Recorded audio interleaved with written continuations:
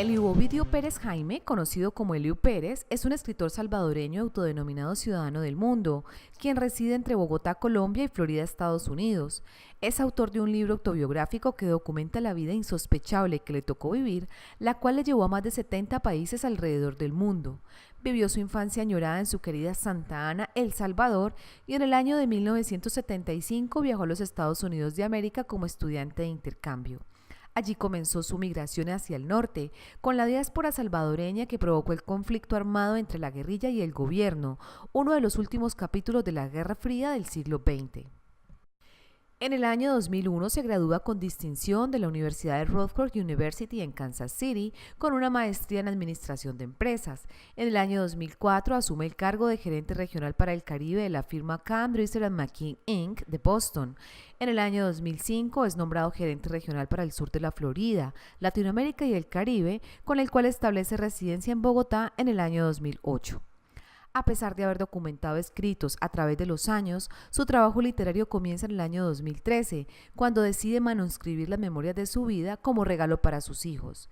En ese trayecto comienza a escribir poesía y a realizar presentaciones de las mismas en diferentes lugares. Sus poemas hablan de su infancia y sobre temas sociales latinoamericanos que han sido tabú, como la paternidad irresponsable y los hijos naturales. Da voz a las empleadas domésticas y a los miles de inmigrantes mojados que llegan a los Estados Unidos. Amigas y amigos, bienvenidos a su programa El Ágora. Eliu Pérez Jaime, una vida de éxitos y una vocación de poeta. Bienvenido a nuestro programa El Ágora, Eliu. Placer estar acá. Bueno, Eliu, ¿por qué decidiste hacer una noche de poesía en la ciudad de Cali y contarnos además tu vida? Sentí que Cali y yo tenemos una especie de conexión especial. Desde la primera vez que vine a Colombia y vine al Valle del Cauca, me identifiqué mucho con la flora, la fauna, los ríos, los lagos y la forma como está integrada la ciudad con el valle en sí. Y sentí que este sería un lugar ideal por Jorge Isaacs y por tantas otras cosas que uno ha escuchado y visto en su vida. Y me entusiasmó poder organizar una noche de poesía. Siempre he hecho estos recitales de una manera un poco más informal, ¿verdad? Y anoche fue una ocasión ideal para poder expresar un poquito los sentimientos que acompañan al poema. Soy su hijo, soy su sangre, me parezco hasta en la voz. Los amores con mi madre son cosas de ustedes dos. Bueno, tú nos contaste un poquito de tu vida porque cada poema es parte de tu vida, pero también al mismo tiempo pues nos dijiste que eres un ciudadano del mundo, que eras salvadoreño pero un ciudadano del mundo. ¿Por qué un ciudadano del mundo? La vida que me tocó vivir, como yo dije anoche, es una vida insospechable. Soy ingeniero, me tocó vivir una vida insospechable que jamás nadie hubiera predicho. Antes de que cumpliera 15 años, porque vivía en un radio de 25 kilómetros a la redonda y jamás me imaginé que iba a poder viajar por el mundo y mucho menos conocer 70 países o más y de viajar por todos los rincones del planeta en los cuales he encontrado muchos amigos. Y las cosas que suceden en la vida lo llevan a uno por diferentes caminos. El conflicto armado en El Salvador y la guerra en sí hizo que buscáramos otros horizontes. Terminé en los Estados Unidos, donde me gradué de ingeniero, y rápidamente después de graduarme trabajé con una multinacional, en donde uno de mis primeros trabajos fueron en Bogotá, Colombia, con un proyecto de una planta de tratamiento de agua potable que se llama La Calera en Bogotá. Así que yo siempre he tenido ese sentimiento, pero me hice ciudadano del mundo por el simple hecho de que cuando llegué a cumplir 40 años, en el año 2000, había ido a más de 50 países trabajando en proyectos de ingeniería y he vivido en muchos lugares, los cuales se han convertido como en una segunda o tercera o cuarta casa para mí. Pero no has perdido el acento salvadoreño. El acento se me ha perdido bastante, no, veo a que pesar no de mucho, que no aquí mucho. en Cali he tenido la dicha de volver a reencontrarme con el voceo, porque nosotros en El Salvador hablamos de vos. ¿Verdad? Yo con mi esposa hablo de vos, con mis hijos hablo de vos, sí. Y entre nosotros hablamos de vos. En El Salvador, si tú eres extranjero y quieres darle a conocer a todo el mundo de que eres extranjero, habla de tú, porque en El Salvador hablamos de vos o de usted. Qué interesante, porque el asunto del vos y el de usted, porque a lo mejor algunos emigrantes colombianos que se fueron a El Salvador y que luego regresaron, a lo mejor también ayudaron a esa parte del vos y de usted, porque ellos también fueron escritores y poetas. Exactamente, El Salvador tiene una afinidad en ese sentido más grande con Antioquia y con el Valle del Cauca, porque son las personas que más he conocido. De hecho, el abuelo de mi esposa era paisa, ¿verdad? Y ellos llegaron a Centroamérica y se sintieron muy cómodos hablando de vos, ¿verdad? Porque hablar de vos tiene tiene su gracia, ¿verdad? Poder vocearse es una cosa que yo la considero muy exquisita, y cuando escribo poesía, típicamente recuerdo las frases de mi madre, por ejemplo, que me decía, vos podés, hijo, ¿verdad? Vos podés, ¿verdad? Entonces, claro, el vos siempre ha sido como parte de mi ser, es como el código de mi DNA, está escrito en vos, ¿verdad? Claro que sí, es interesante porque igual también, pues mi abuelo también se fue a El Salvador y regresó con 20 hijos de allá, y luego su hermano sí se quedó en El Salvador y hizo una familia allá, o sea que siempre ha habido como esa conexión, o sea que como ellos también son escritores, seguramente mucho de lo del vos tiene también que ver con este intercambio que hubo hace un siglo. Sí, sí, exactamente. Otra cosa, me han dicho de que los españoles que llegaron a estas regiones en particular eran extremeños. Ah, sí. ¿Verdad? Que eran de Extremadura, y en Extremadura se hablaba de vos. Ah, seguro. Entonces, por ahí ¿verdad? Por ahí ha de originarse este voceo. Ajá. Bueno, ¿y por qué escribirle un poema a la ciudad de Cali? Siento a Cali en las entrañas y en Cali me dejo amar. Lago de tono apacible, apenas lo conocí, pero siento algo imposible, siento que aquí nací. Uno va descubriendo rápidamente que Cali tiene una gracia tan especial y tan importante que es muy compatible con lo que yo crecí y sentí. Como decía el poeta salvadoreño Alfredo Espino, eran mares los cañales que yo contemplaba un día, ¿verdad? Entonces cuando vengo aquí y veo los cañales siento de que estoy en El Salvador.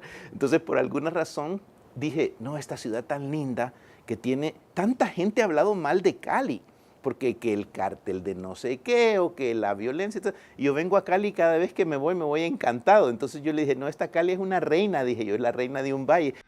Cuídate mucho, bonita, guarda siempre tu esplendor, pero tócame una salsita, pues se va tu admirador. Usted nos contó también que cuando usted era niño, usted en algún momento declamaba, pero o sea que, digamos, su vocación por la poesía es más que todo reciente, y me imagino que es algo muy especial que usted pueda escribir poemas, porque no todo el mundo tiene esa capacidad.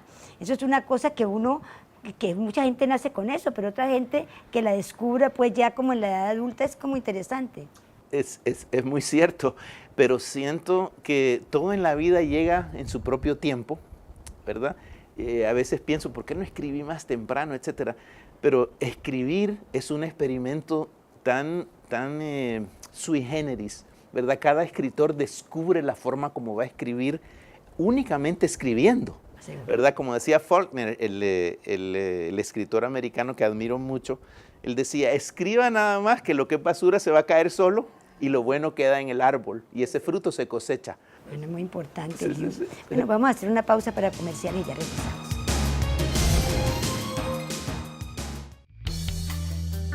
Los mejores párpados los hacen los oftalmólogos. Rejuvenecimiento facial de párpados y cejas, cirugía de bolsa de párpados y flacidez de piel, toxina botulínica y ácido hialurónico.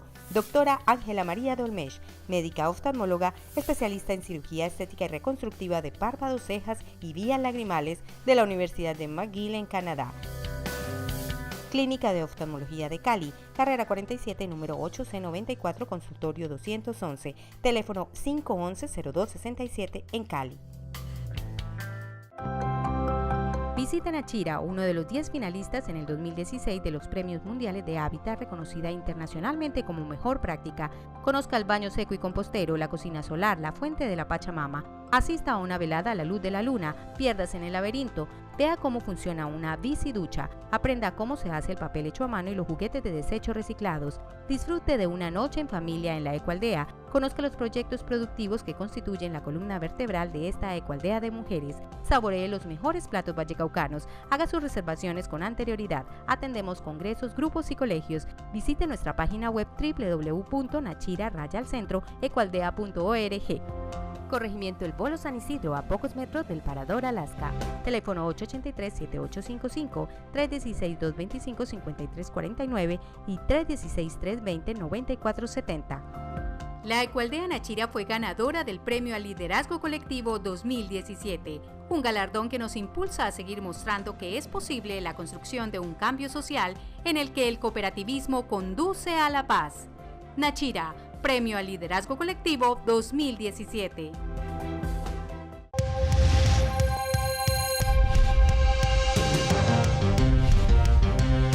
Muy buenas noches. Estamos con el poeta Eliú Pérez, poeta salvadoreño, que es se ha inspirado en sus poemas en nuestro país, especialmente en Bogotá y en el Valle del Cauca. Muy buenas noches. Buenas noches. Poeta Pérez. Yo les quiero, antes de preguntar, hubo un crimen muy conocido, muy lamentado en toda América y casi que en el mundo, que fue el de Monseñor Óscar Romero. Usted, ese crimen lo conmovió, lo sacó de Salvador. ¿Qué pasó? ¿Me puede contar algo sobre ese crimen que fue tan...? Sí, pienso de que el crimen de Monseñor Romero fue un punto de inflexión en el país, en el cual provocó y desencadenó la guerra. A mí en lo personal me ¿Ese crimen desencadenó la guerra? Yo diría que fue el detonante, ¿verdad? Un detonante bastante importante para la guerra que se vino, y afectó a todos los salvadoreños porque de alguna manera Monseñor Romero se atrevió a decir ciertas cosas que no era aceptable socialmente decir, referente a la violencia, referente a no obedecer a un oficial que le daba una orden de matar por razones de guerra. Monseñor Romero les llamó a ellos y le dio voz a muchos segmentos de la población salvadoreña que otrora no lo habían tenido, que no habían tenido esa oportunidad de poder expresar los sentimientos que muchas veces ellos llevan muy por dentro, y de alguna manera Monseñor Romero los externaliza, y eso es lo que causa la controversia que conlleva a su asesinato. Fue dando la misa, ¿cierto? Sí, él estaba oficiando la misa. Entiendo que fue cuando consagraba la hostia, ¿verdad? Que fue asesinado en el preciso momento. Dentro de la iglesia. Dentro de la iglesia, cuando estaba con la hostia en la capital. En la capital, en San Salvador. En San Salvador. De hecho, yo me casé en la iglesia donde murió Monseñor Romero.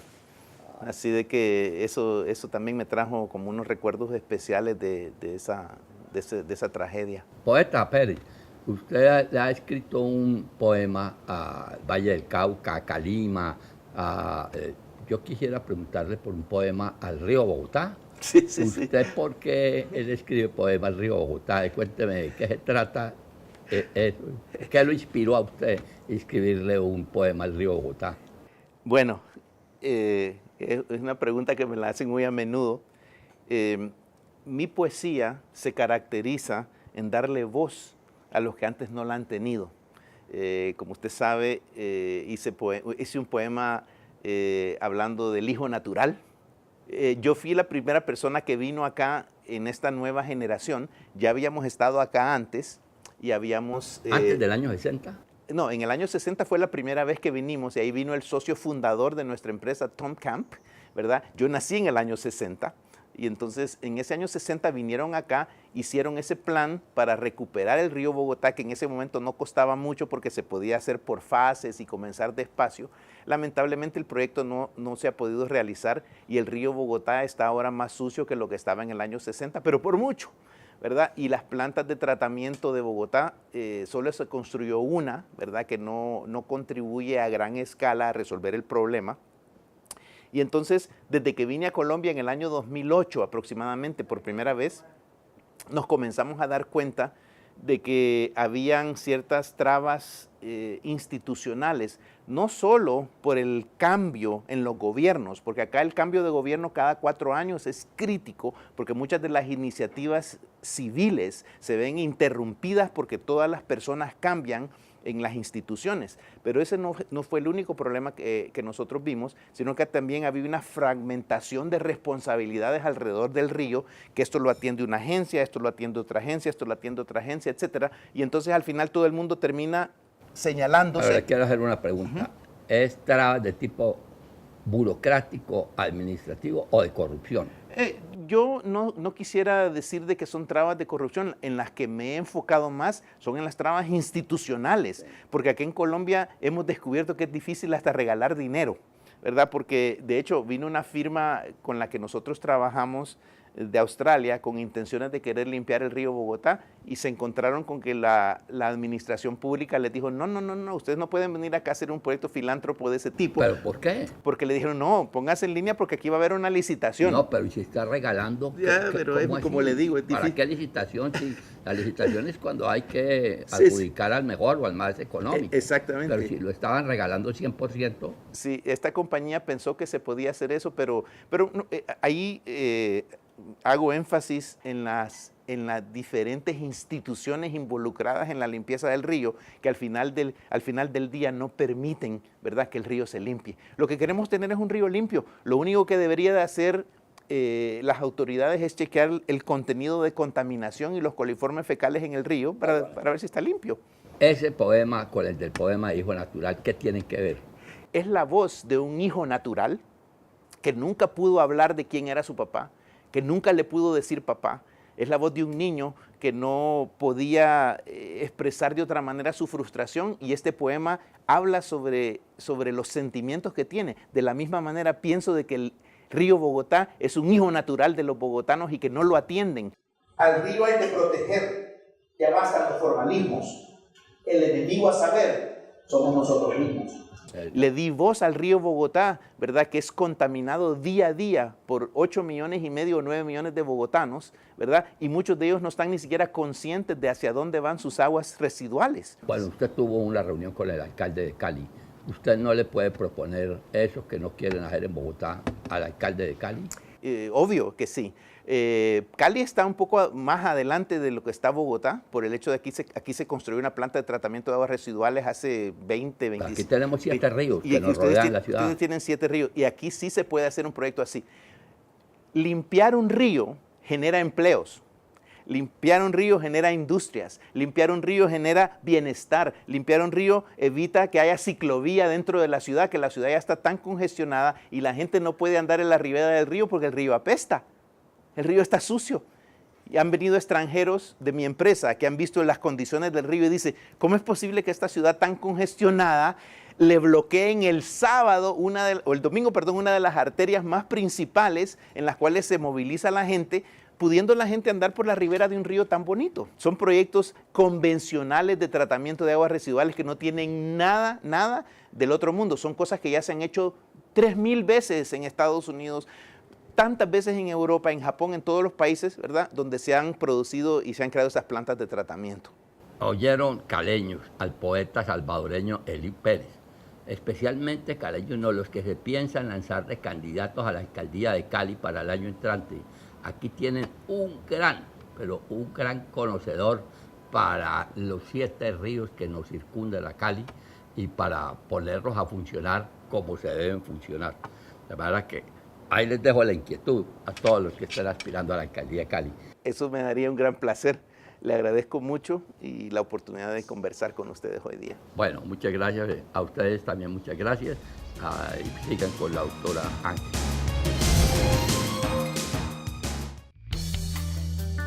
Los mejores párpados los hacen los oftalmólogos. Rejuvenecimiento facial de párpados y cejas, cirugía de bolsa de párpados y flacidez de piel, toxina botulínica y ácido hialurónico. Doctora Ángela María Dolmesh, médica oftalmóloga, especialista en cirugía estética y reconstructiva de párpados, cejas y vías lagrimales de la Universidad de McGill en Canadá. Clínica de Oftalmología de Cali, carrera 47, número 8C94, consultorio 211, teléfono 511-0267 en Cali. Peluquería Carlos Enrique. Profesionales y especialistas en maquillaje, blower, corte, alisado con queratina, entre otros. Encuéntrenos en la carrera 34, número 341, Barrio San Fernando, frente al Parque del Perro.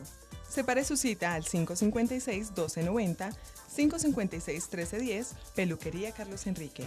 La Asociación de Mujeres Cabeza de Familia apoya, capacita y educa en la formación para el trabajo a la mujer y su familia con seminarios, cursos y talleres, gastronomía, educación ambiental, asesorías jurídicas y psicológicas. Carrera cuarta número 576, teléfonos 881-1484, 311-728-1952, 314-718-6942, asomucafcali@yahoo.com.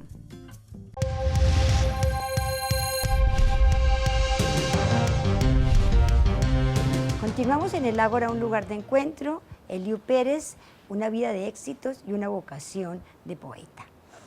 Eliu, pues es muy interesante lo que usted nos cuente, lo que usted ha hecho por el río Bogotá, pero también quisiéramos saber, usted también nos ha hablado de la paz ayer, de la paz en Colombia.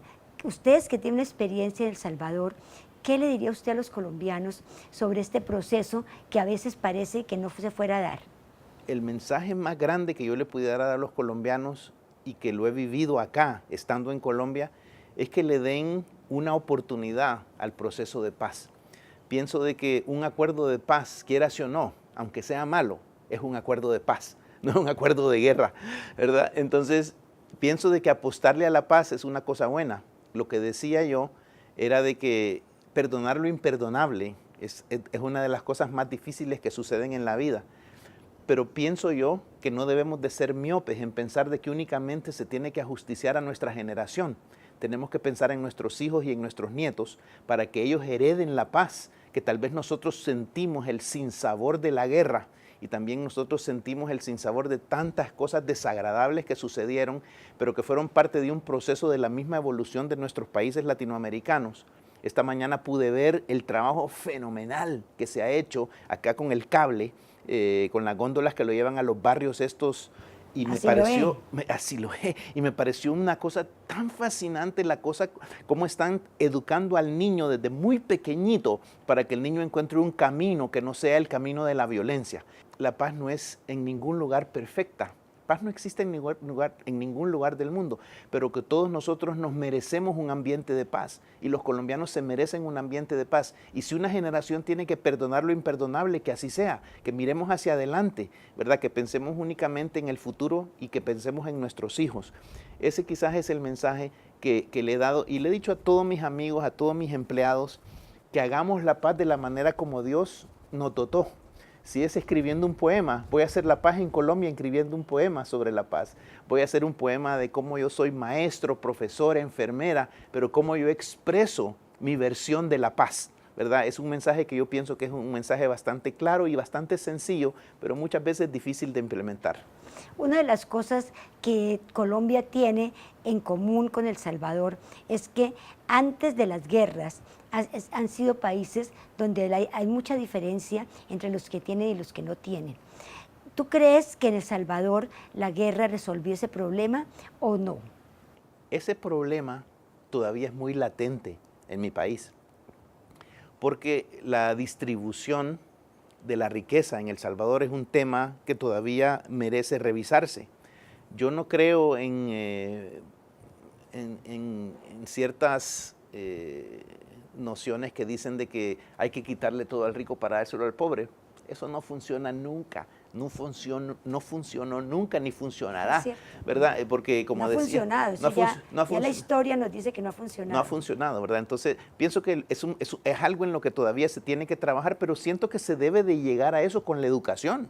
Se tiene que invertir muchísimo en la educación. Las diferencias de clase en El Salvador no han muerto, ni han muerto en Colombia, ni han muerto en Latinoamérica. Me atrevo a decir que en toda Latinoamérica las diferencias de clase la nota un extranjero mucho más fácilmente que una persona que ha vivido acá, porque se da cuenta al llegar, ¿verdad?, de estas diferencias y a veces no las entiende. O sea que ese tema sí, El Salvador, la guerra fue causada de alguna manera por estas diferencias en los ingresos, porque muchos muchos no tenían nada y muy pocos tenían la mayoría de la riqueza en el país. Y pienso que ese es algo en lo cual todavía todos podemos contribuir a que eso cambie. ¿Y tú crees, por ejemplo, que hay países que en Estados Unidos esta diferencia no existe o sí o igual? Sí existe. Lo que sucede es que la clase media en los Estados Unidos es tan grande, ¿verdad?, que uno puede perderse en ella una vida entera sin saber quiénes son los ricos ni saber quiénes son los pobres. ¿Me explico? Uno puede vivir en un vecindario en Kansas, ¿verdad? Y decir, cuando yo viví en Kansas, y ahí no había ninguna gente pobre. No existían los pobres, porque si veías al más pobre de los pobres de esa ciudad, era como un rico de ciertos países que uno ha conocido, ¿verdad? Entonces, sí pienso que existen las diferencias, pero son mucho menos marcadas en los Estados Unidos y en ciertos países de Europa que conozco, por el simple hecho que la clase media tiene un poder adquisitivo muy fuerte, es muy grande y predomina, ¿verdad? Entonces, el tema de clases no es del día a día. No sé si con eso me explico. Sí. ¿Y cómo se resuelve ese problema? Con la educación. Educando a la gente más pobre para que puedan ascender. Sí, sí, y también mostrándoles que no solo de ingeniero, que no solo de abogado, que no solo de médico puede triunfar uno en la vida. Yo pienso que aquí en Cali se ha hecho un trabajo excepcional, ¿verdad? Ingresando a ciertas juventudes vulnerables a la salsa, al show, al teatro, al circo, a la poesía. Todas esas cosas son las que debemos de fomentar, porque pienso... A la música también. A la música. A las orquestas. Pero principalmente a la música, a la salsa, ¿verdad? Porque pienso que ese es el arma secreta que tenemos acá en Colombia para poder combatir esta crisis, ingresarlos a una sociedad que recompensa a aquel que se dedicó a las artes, a aquel que se dedicó a la música, aquel que se dedicó a bailar, ¿verdad? Y que no todos tienen que ser los profesionales de antes que se conocían en nuestros países, sino que podemos tener una vida digna dedicándonos a esas cosas. Me fui muy, muy complacido de una reunión con el alcalde hoy, esta mañana, y me estuvieron contando acerca de los programas, de cómo se puede, ¿verdad?, incorporar a esta gente a través de el arte, la música y todo, a una vida normal, y pienso de que vamos por un buen camino. Tenemos que fomentar la educación. Es a través de la educación como la gente va a encontrar estos espacios para poder superarse y elevar sus ingresos. Muy importante verdaderamente, porque sí, es una de las cosas que uno a veces siente, pero que uno no sabe cómo resolver el problema. Y entonces, pues igual la gente vota por la izquierda, vota por las posibilidades de educar a sus hijos mejor, ¿sí? Porque igual también, pues hay programas en Colombia, hay por ejemplo educación universal. Efectivamente todos los niños deben de tener educación gratis hasta que termine el bachillerato, pero allí es el cuello de botella. Los más ricos van a la universidad y los menos ricos van a hacer profesiones técnicas. Infortunadamente, cuando entras al mercado laboral, no te pagan lo mismo si tú eres un ingeniero que si tú eres, por ejemplo, un albañil, que eso sí pasa en Estados Unidos. Si tú eres un albañil, te pagan lo mismo que si eres un ingeniero, pero aquí, infortunadamente, en Colombia no es del caso. Entonces, ese es el problema. Entonces, en alguna forma hay que resolver, ya sea que los más pobres puedan ingresar a la universidad, o si no, que se establezca que los sueldos, que haya una igualdad de sueldos para un tecnólogo como para un profesional, pero los profesionales se quejan. Es que yo estudié 7 años, yo estudié 10, yo tengo una maestría, ¿cómo así que a mí me van a pagar lo mismo que a un policía? ¿Sí? Hay que apostarle a la educación. De acuerdo. Hay que apostarle a la educación. Muy importante. Muchísimas gracias, Eliu. Pues qué rico tenerlo en Colombia. Ojalá se vuelva ciudadano de Colombia y del Valle. Nos encantaría tenerlo por acá mucho más tiempo. Le agradezco mucho. Me siento colombiano en el corazón. He pasado tanto tiempo acá, ¿verdad? Y le doy las gracias por invitarme al programa y le deseo lo mejor. Muchísimas gracias, Eliu. Y ustedes continúen en su canal.